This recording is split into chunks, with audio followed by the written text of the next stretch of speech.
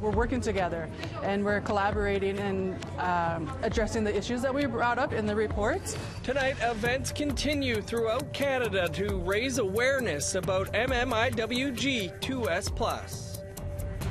We're just pushing them to stay true to their promise and immediately implement a guaranteed livable basic income. MP Leah Gazan calling on the Trudeau government for a guaranteed livable basic income. People end up homeless for multiple different reasons.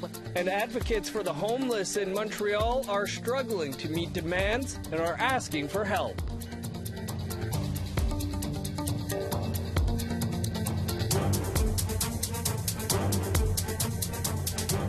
Good evening, I'm Dennis Ward. Welcome to APTN National News. Red Dress Day brought the issue of missing and murdered Indigenous women and girls to the forefront of Canadians' minds. And over the past week, Saskatchewan has been holding walks to honor those who are no longer with their families. Our reporter Rachel May spoke with local organizations about the importance of Red Dress Day. Well, first of all, it starts with not denying that issue is there. It's there, it's relevant, it's something that's happening every single day. Sindel Kozar is a support worker at the Margaret Riel Centre in Melfort. The centre helps anyone needing support with mental health, homelessness, addictions, or parenting issues. Last Friday, the centre organized an event to honor those who went missing and lost their lives. Crystal Mann is the wellness coordinator for the centre. She is proud of the work they do to keep women safe. Learning and educating and getting better mental health services for themselves to eliminate that chance of being vulnerable. The Prince Albert Grand Council held their Red Dress Day events this weekend at the Riverbank in Prince Albert, where there are acknowledgements and monuments for missing and murdered Indigenous women. The council's Health and Social Development Director, Shirley Woods, says to address women losing their lives, we need to address the underlying issues. When we're seeing increasing drug use, which we know definitely impacts violence in our communities, we know that poverty does. People's economic situations. And so it's a much larger issue that we have to look at it more holistically and just to be aware of that. Dorothea Swiftwolf is the Saskatoon Police Service's missing person liaison. Keep in mind, when we talk about our missing and murdered loved ones, that's somebody's heart, somebody's spirit that we're talking about, and that family's walking through life without that piece of their heart and spirit. Swiftwolf says the most important thing to remember is that all of those who are either missing or murdered are part of someone's family. Rachel May, APTN National News, Saskatoon. Meanwhile, in Yellowknife, it was a day of reflection and action on the impact of systemic injustices for missing and murdered Indigenous women and girls and 2S LGBTQIA+ people. Our reporter Charlotte Moore Jacobs has more. This sacred fire is lit in honor of missing and murdered Indigenous women and girls, 2S LGBTQIA+ people. Behind it, a monument dedicated to Inuvialuit, Dene, and Métis of the North, a symbol of the lives taken and the inequities that persist. A large crowd is gathering at the legislature in Yellowknife to honor Red Dress Day. Executive Director of Gender Equity with the GNWT, Sabet Biscay, challenges everyone to get to know the survivors and families. When you know somebody better on a more intimate level, it's more difficult to be indifferent towards that person. Find out, get their names, find out about them. Many carry signs, a reminder of the violence Indigenous women and girls face at home, in the workplace, and in the community. It hits home for us because Charlene's a member of my husband's family, and when she was 15 years old, she went missing in and around Betchico, and there's still no sign, and we just wish people would speak up and tell what they saw, because somebody saw something, somebody knows something. Executive Director of the Yellowknife Women's Society, Renee Sanderson, helped with a recent research report on unhoused Indigenous women in Yellowknife and the RCMP. It outlined how Indigenous women experience discrimination, distrust, underprotection, and fear in the community. Now, RCMP are on site to march with supporters. We're working together and we're collaborating and addressing the issues that we brought up in the reports.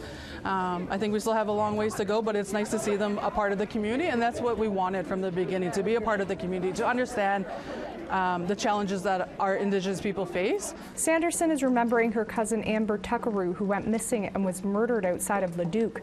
The family still has not found justice. The families that were left behind, and to grieve and to wonder why. She says more needs to be done to show vulnerable women and girls are valued and protected. I think we need more supports. In the Northwest Territories, we don't have a treatment program facility, we don't have a trauma center. All the individuals who want to get help in dealing with their trauma or to go on that healing path, they're referred south. And I think being displaced from your family, from your support group, is challenging. We also need, adequate housing, affordable housing. A lot of individuals who go away for treatment, they come back and they don't have a place to stay. The Red Dress event is concluding with speeches and a lunch at the Tree of Peace. Charlotte Moore-Jacobs, APTN National News, Yellowknife. To Ottawa now, where senators continue to look at the United Nations Declaration on the Rights of Indigenous Peoples. During a committee today, UNDRIP recognizes Indigenous peoples' rights and interests and involves meaningful involvement of Indigenous peoples on matters that affect them. However, the discussion today turned to identity theft. Manitoba Senator Mary Jane McCallum said she is troubled by people self-identifying as Métis. She said without verification, Canada has allowed Métis to be involved in claims without question to land, resources and development. Manitoba Métis Federation President David Chartrand says that's why his organization and the Chiefs of Ontario are hosting an identity theft summit in Winnipeg next week. Chartrand then accused the Métis Nation of Ontario of cultural appropriation. There's now a full nation attempt by Ontario to steal who we are. They're taking our beadwork. They're taking our infinity flag that flew in 1816, the first battle in the prairies. They're taking our heroes. They're taking our Red River. Why do you think it's called the Red River Jig? Where do you think it comes from? Red River. Where's the Red River fiddle come from? Red River. The Red River cart. Red River. But now they're symbolizing and carrying that around, saying that's they're there. An NDP MP is pushing the Trudeau government to establish a guaranteed livable basic income. Winnipeg MP Leah Gazan spoke at a press conference in Ottawa on Tuesday morning to promote her private member's bill, C-223. It was introduced in the House of Commons in December 2021. Gazan says adoption of the bill would help eradicate poverty and improve health and educational outcomes. She also notes such a basic income is called for in the final report of the National Inquiry into Missing and Murdered Indigenous Women and Girls. Every single party in this House has been very clear and explicit that they support all the calls for justice. Call for Justice 4.5 calls on the government to put in place a guaranteed livable basic income for Indigenous peoples and all other Canadians. We're just pushing them to stay true to their promise and immediately implement a guaranteed livable basic income. To the Ontario Legislature now, where the Chiefs of Ontario marched into the hallways of Queen's Park alongside NDP MPP Saul Mamakwa to protest against the provincial and federal governments denying them equal access to justice. And they've launched a constitutional challenge on the matter. The challenge alleges both governments do not provide enforcement and prosecution services to First Nations, nor do they provide enough funding to hire band enforcement officers or prosecutors. The Chiefs also point to Ontario's Community Safety and Policing Act, which took effect on April 1st, that explicitly excludes the enforcement of First Nations bylaws from mandatory policing duties.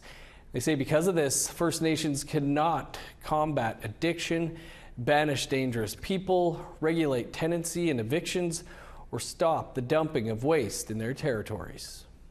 We have drug trafficking, we have organized crime, human trafficking, and when you see the way human trafficking is tied into murdered or missing Indigenous women and girls. Add us in there and enforce our laws. Otherwise, you're leaving our women and children vulnerable. We always want to hear what you have to say about anything you see here. Here's how you can continue the conversation. If you have a story you want to share, you can send us an email to news@aptn.ca. To read and watch our stories, go to aptnnews.ca.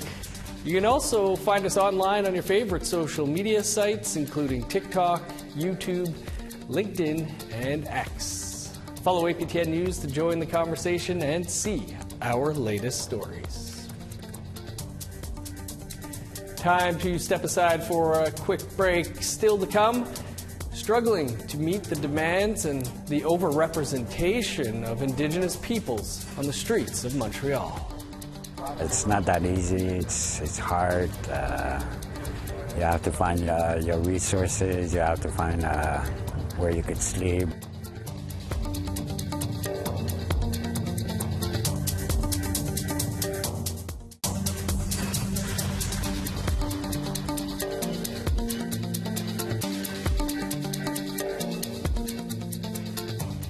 Welcome back.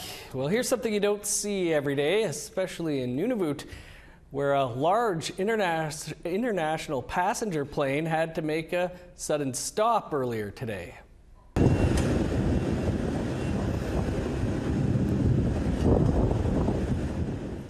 An Air France Boeing 787 Dreamliner flying from Paris to Seattle had to suddenly divert its course and land at Iqaluit just before noon today after the flight crew declared an emergency at 36,000 feet.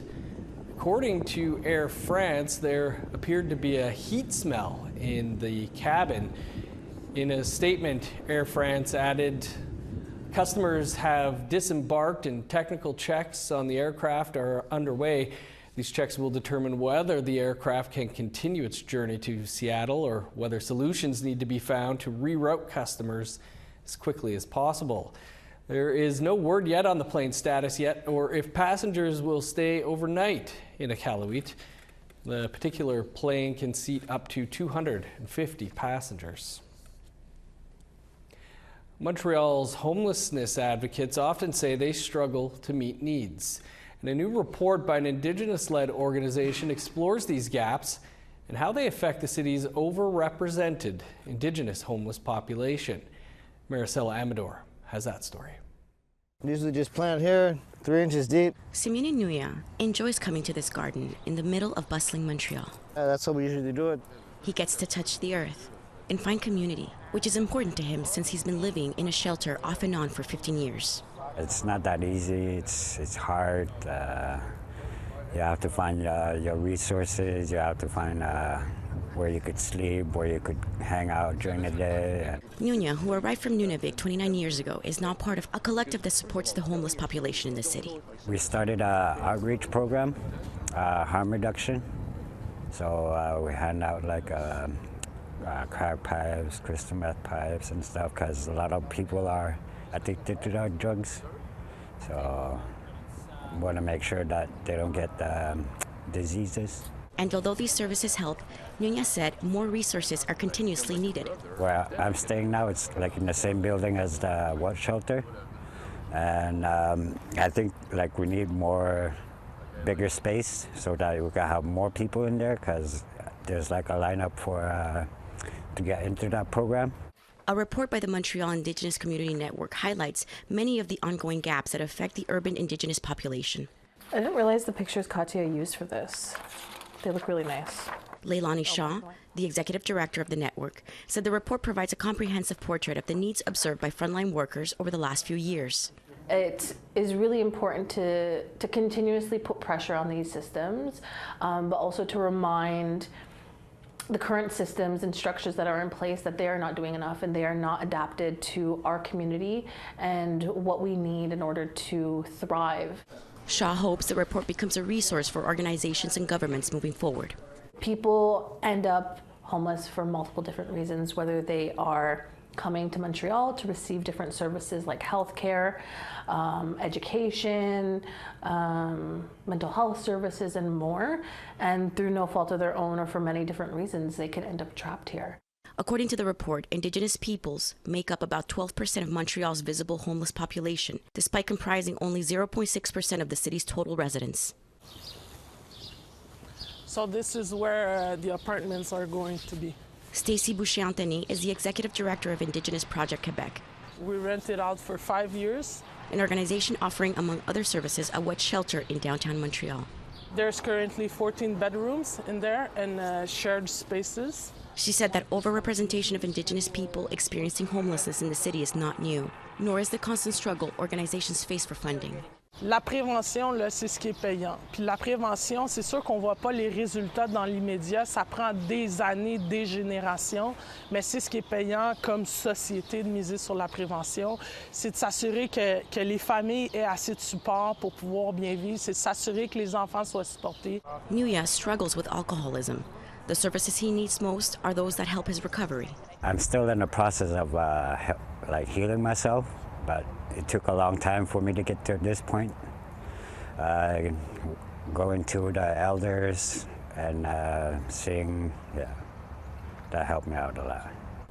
Nuya hopes to leave a life of addiction behind, but needs the help from initiatives such as addiction counseling from an Indigenous perspective that currently are in need of more funding. Maricela Amador, APTN National News, Montreal. Thanks, Maricela. A new episode of Face to Face airs tonight, right here after the news. We've got a preview for you after the break.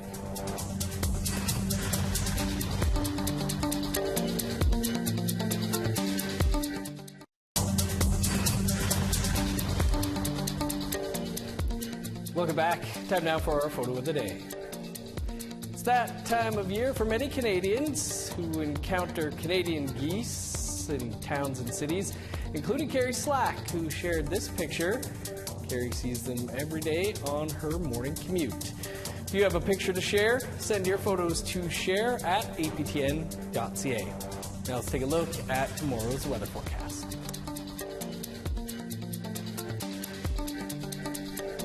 Starting on the East Coast, 17 for Halifax, showers and 16 in Fredericton. 6 above in Kuujjuaq, rain and 4 in Nain. 12 with showers in Montreal, cloudy and 14 for Val-d'Or. 13 with rain in Sault Ste. Marie, showers and 11 in North Bay. A cloudy 14 above in Thunder Bay, 17 with rain for Sioux Lookout. 16 in God's Lake and Norway House. 22 in Winnipeg, 21 for Dauphin. 18 in Regina, 19 in Saskatoon. 17 for Meadow Lake and La Ronge. In northern Alberta, sun's out and 19 in Peace River, 18 under sunny skies in Grand Prairie. Showers and 15 for Edmonton, 10 in Lethbridge. Sun's out and 15 for Vancouver, a sunny high of 24 in Kamloops. Showers and 17 for Prince George, 12 with rain in Smithers. 5 and snow in Old Crow, 12 with showers in Whitehorse. 16 in Yellowknife, 18 in Wrigley. +1 in Sax Harbor, snow and 3 above in Pawatuck. -1 in Chesterfield and Whale Cove, 0 in Arviat. -11 in Resolute, +1 in Iqaluit.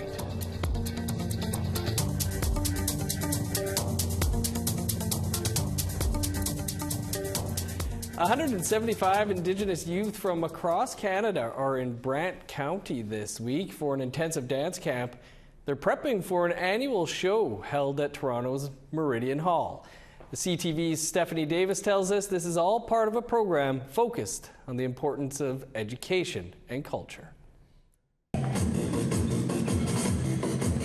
What looks like an ordinary room of young dancers is really something much more. This is an opportunity for us to level the playing field and to give our Indigenous kids a step up in being able to compete with their peers in Canada. The Outside Looking In program brings choreographers to Indigenous communities across Canada, teaching them hip-hop dances throughout the year. I think the dance is really the hook, right? The kids want to be in the program and they know that they need to go to school. For 17 years, the program has empowered kids to complete their high school education. The on-reserve graduation rate is about 46%. The Canadian national mainstream rate is 91%. Outside Looking In has a 96% graduation rate. It's all done through dance. We're starting to incorporate more Indigenous cultural dance into the formations and even the music. For some kids, joining the program helps overcome major obstacles. I wanted to feel comfortable with myself as I was facing a lot of bullying because of how my body looked, because I have scoliosis. Helping them feel better in their own skin. I like dance because it gets me moving, but it's also like a fun way to express yourself. They're spending this week perfecting their dances at a camp in Brant County before performing on May 10th at Toronto's Meridian Hall. This year, I'm very confident in myself because it's like my third year now, and I'm kind of very excited and very kind of nervous about the show. We worked hard all year, and we finally get to showcase it. Ready to share their culture and talent with the world. Stephanie Davis, CTV News. A new episode of Face to Face is coming up right after our newscast. But you won't be seeing me in the chair tonight. Our guest host, Sav Jonesa, will be talking with writer and actor Katarina Zervogel. The 27-year-old has been making waves in the entertainment industry recently. Zervogel premiered her first co-written feature film last year and also starred in the Marvel miniseries Echo. She shares how being part of both the deaf and Indigenous community has shaped her work and identity. You know, in the past, deaf people weren't really allowed to use their sign languages. They were taken from their families, going to other schools as well. And that's a similar experience to Indigenous culture, where, you know, the Indigenous groups were not allowed to kind of be with each other as well. And so there's a lot of similarities in there, and just seeing how that impact of language deprivation, and you see that in between both of those cultures.